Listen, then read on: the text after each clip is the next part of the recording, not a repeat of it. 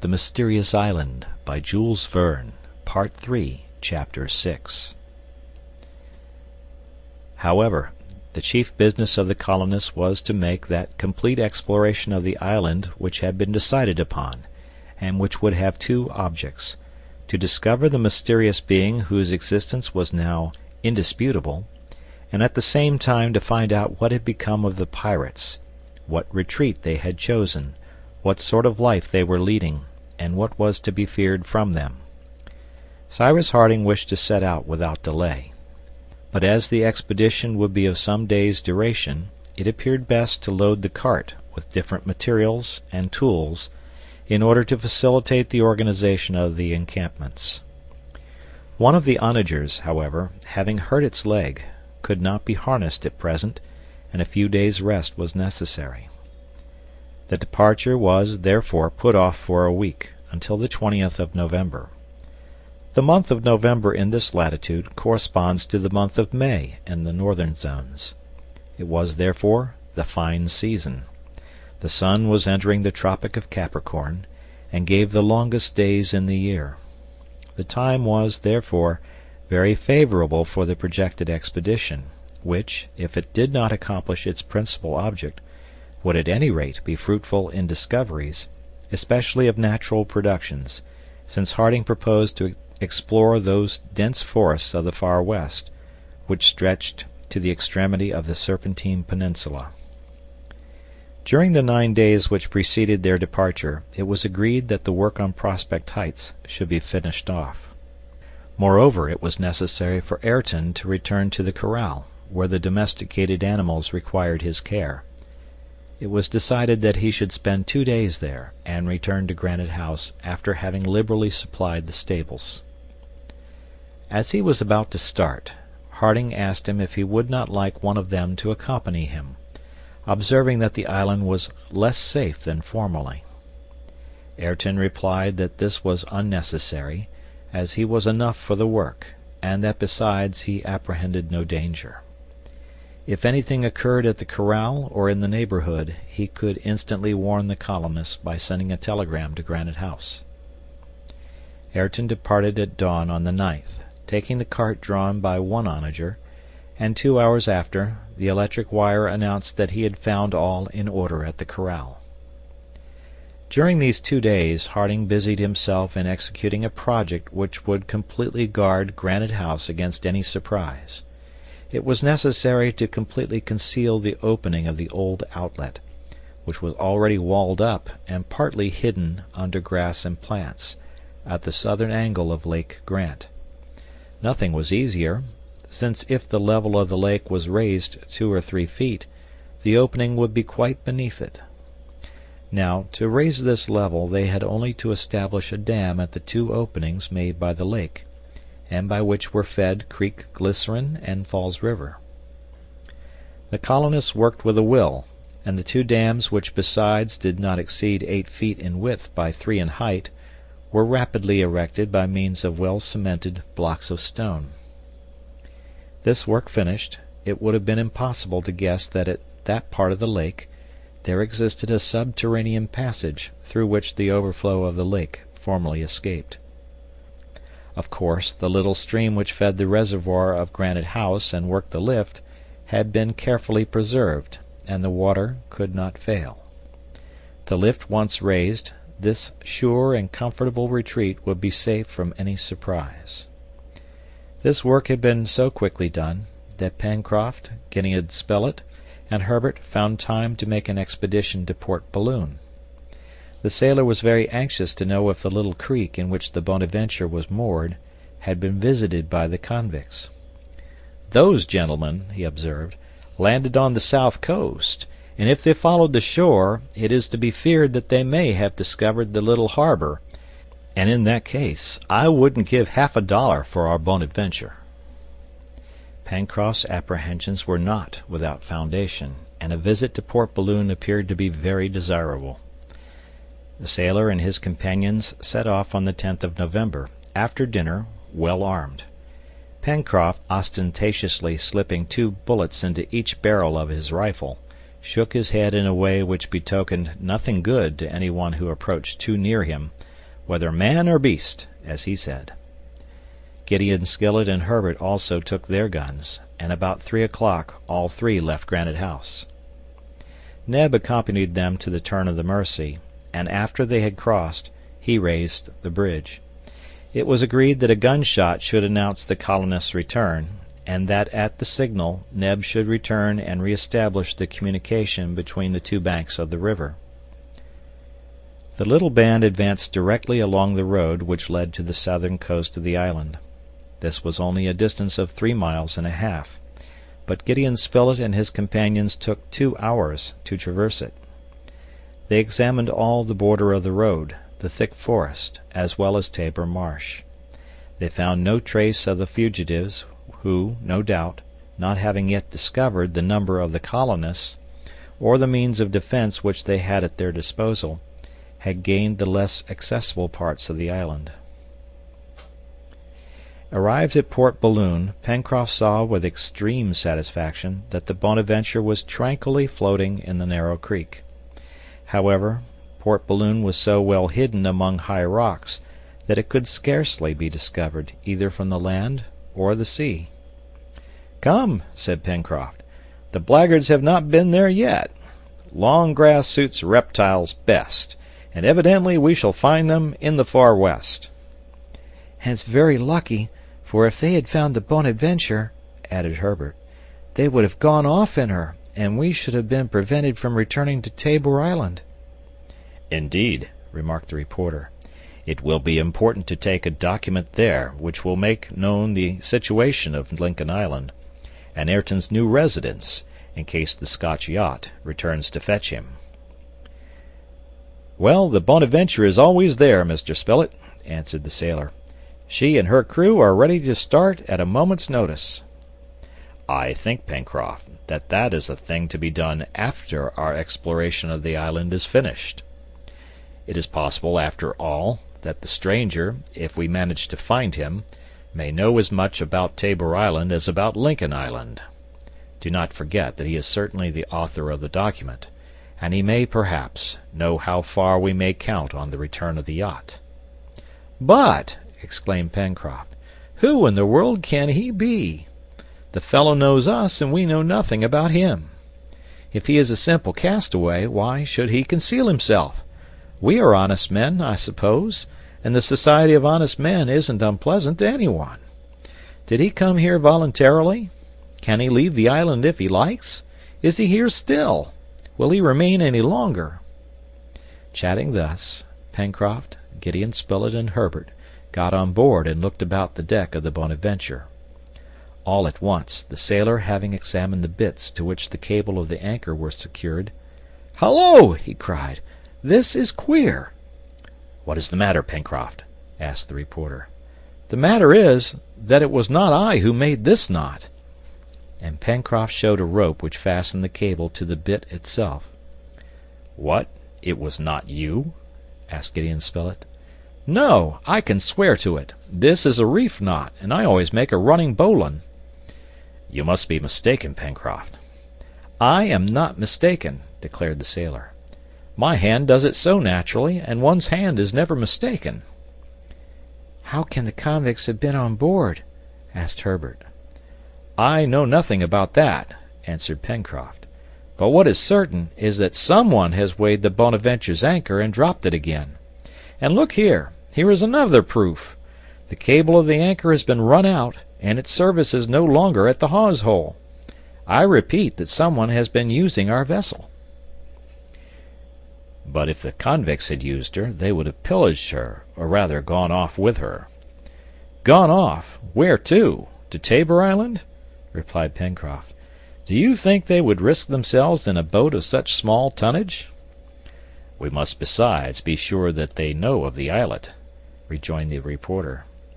"However that may be," said the sailor, "as sure as my name is Bonadventure Pencroft of the Vineyard, our Bonadventure has sailed without us." The sailor was so positive that neither Gideon Spilett nor Herbert could dispute his statement. It was evident that the vessel had been moved, more or less, since Pencroft had brought her to Port Balloon. As to the sailor, He had not the slightest doubt that the anchor had been raised and then dropped again. Now, what was the use of these two maneuvers, unless the vessel had been employed in some expedition? "But how was it we did not see the Bonadventure pass in sight of the island?" observed the reporter, who was anxious to bring forward every possible objection. "Why, Mr. Spilett," replied the sailor, "they would only have to start in the night with a good breeze, and they would be out of sight of the island in 2 hours." "Well," resumed Gideon Spilett, "I ask again, what object could the convicts have had in using the Bonadventure, and why, after they had made use of her, should they have brought her back to port?" "Why, Mr. Spilett," replied the sailor, "we must put that among the unaccountable things, and not think anything more about it. The chief thing is that the Bonadventure was there, and she is there now. Only, unfortunately, if the convicts take her a second time, we shall very likely not find her again in her place." "Then, Pencroft," said Herbert, "would it not be wisest to bring the Bonadventure off to Granite House?" "Yes and no," answered Pencroft. "Or rather, no. The mouth of the Mersey is a bad place for a vessel, and the sea is heavy there." "But by hauling her up on the sand, to the foot of the Chimneys?" "Perhaps yes," replied Pencroft. "At any rate, since we must leave Granite House for a long expedition, I think the Bonadventure will be safer here during our absence, and we shall do best to leave her here until the island is rid of those blackguards." "That is exactly my opinion," said the reporter. "At any rate, in the event of bad weather, she will not be exposed here as she would be at the mouth of the Mersey." "But suppose the convicts pay her another visit?" said Herbert. "Well, my boy," replied Pencroft, "not finding her here, they would not be long in finding her on the sands of Granite House, and during our absence nothing could hinder them from seizing her. I agree, therefore, with Mr. Spilett, that she must be left in Port Balloon. But, if on our return we have not rid the island of those rascals, it will be prudent to bring our boat to Granite House, until the time when we need not fear any unpleasant visits." "That's settled. Let us be off," said the reporter.